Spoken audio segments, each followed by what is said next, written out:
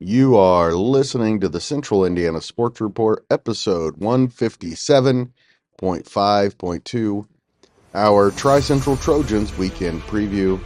Michelle Garmon of the Tipton Tribune and Elwood Call Leader co-hosted.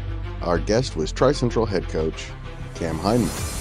You're listening to the Central Indiana Sports Report with your host, Greg Mengelt. Welcome, basketball fans, to our Tri-Central Trojans weekend preview. Tri-Central is 6-7 after losing 4 straight games to 4 pretty good teams in Sheridan, Westell, Rossville, and Anderson Prep.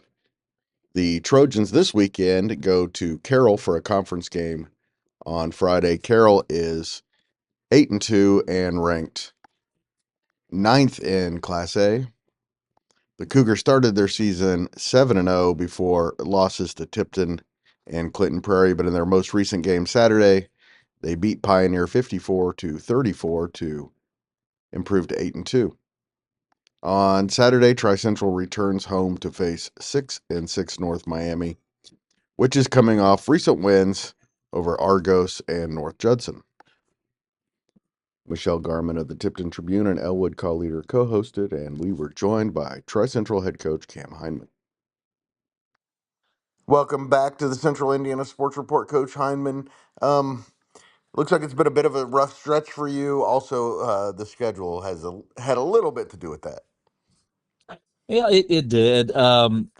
We brought a lot of that on ourselves. I mean, we played some quality teams over the last couple of weeks.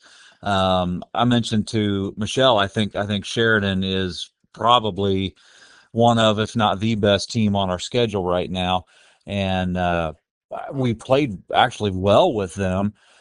We dug a hole for ourselves early, but um, the rest of the game we actually did a lot of really good things in it, so I felt okay with that.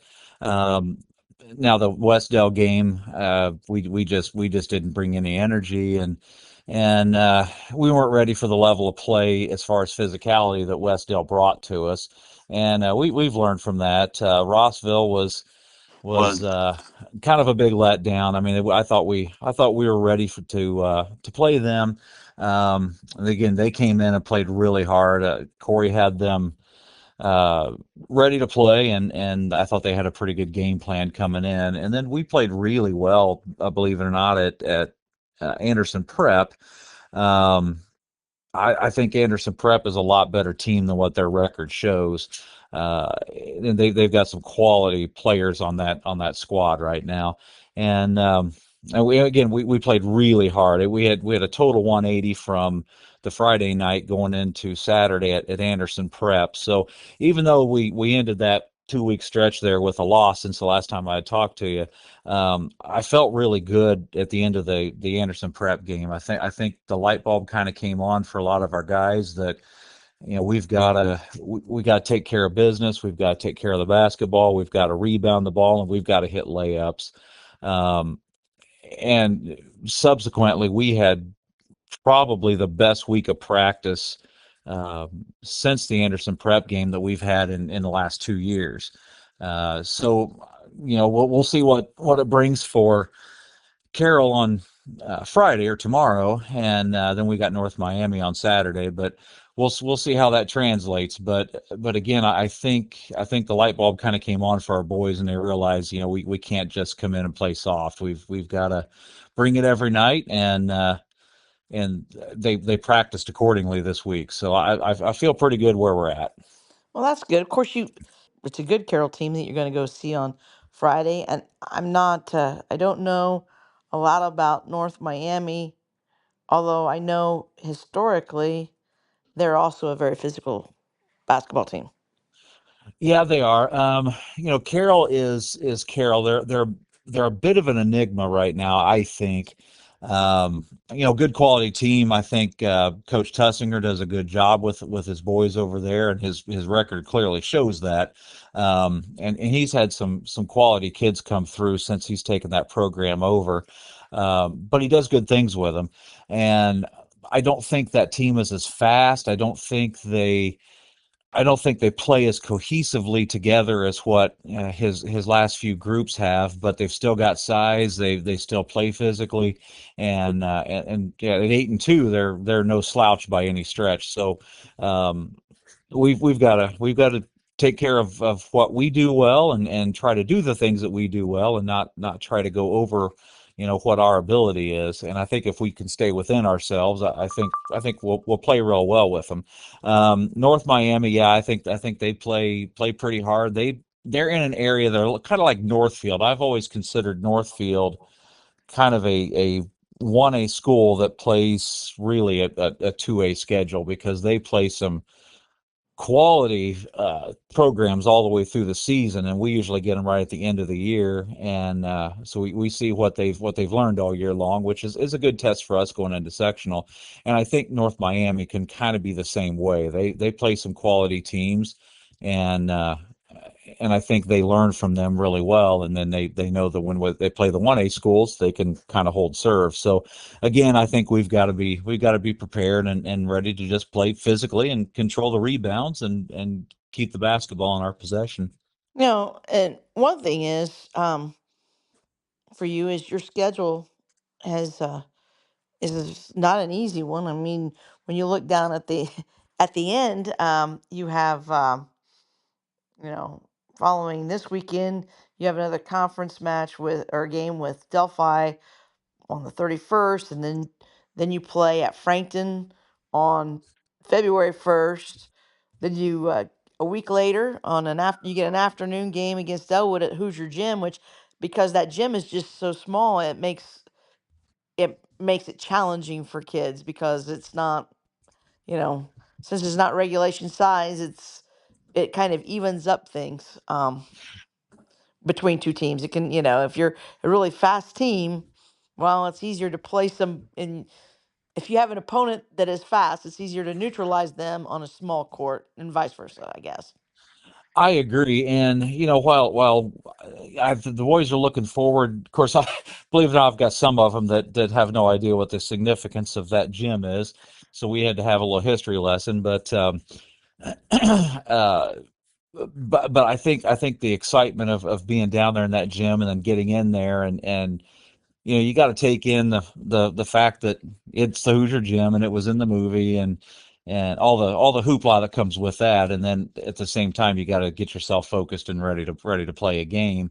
And I think that'll be actually really kind of a good thing to throw at the kids as far as adversity goes, because it's no different than going to a sectional game or any other tournament game. That you got to get past the noise that surrounds the game, and get focused and play it.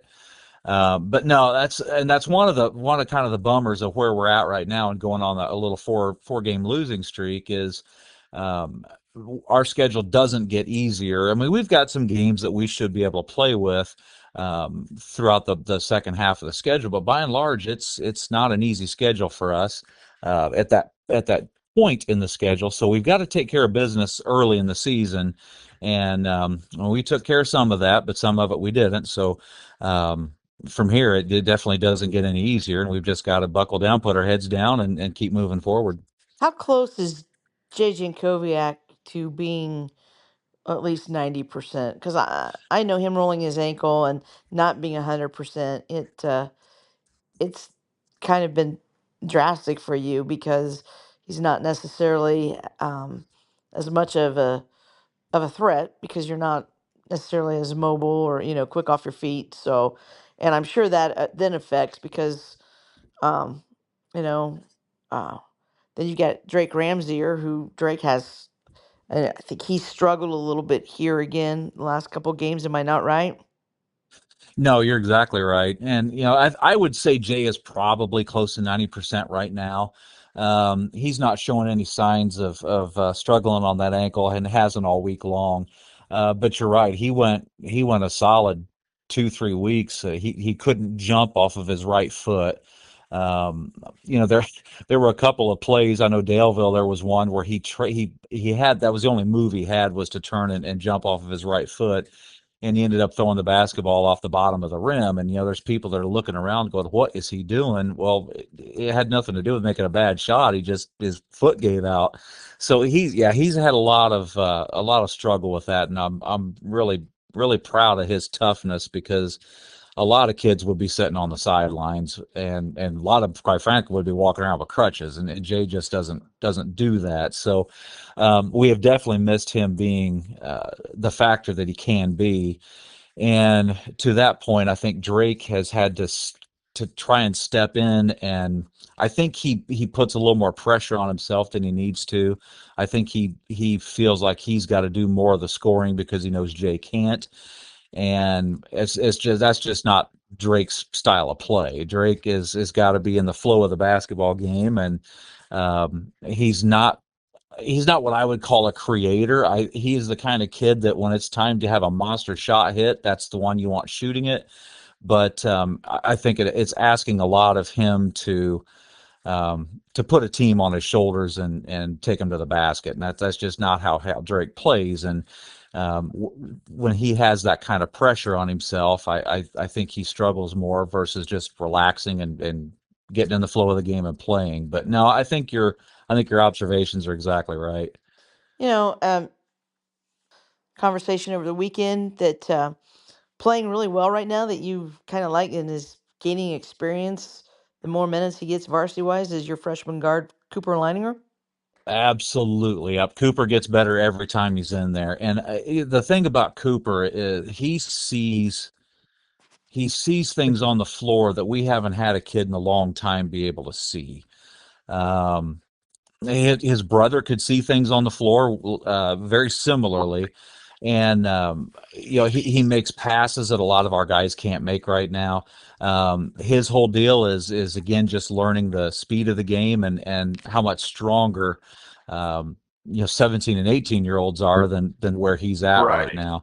And once he gets comfortable with that and that game slows down for him, I think he's going to be a lot of fun to watch. I think he can. I think he can be one of the better players that's come through this program in many years.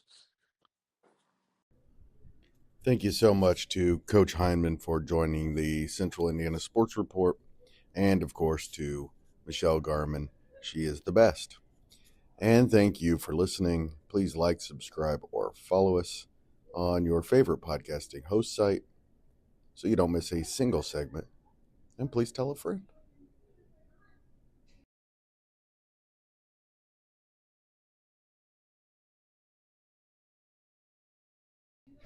The Central Indiana Sports Report. The Central Indiana Sports Report is a product of ITG Media and on their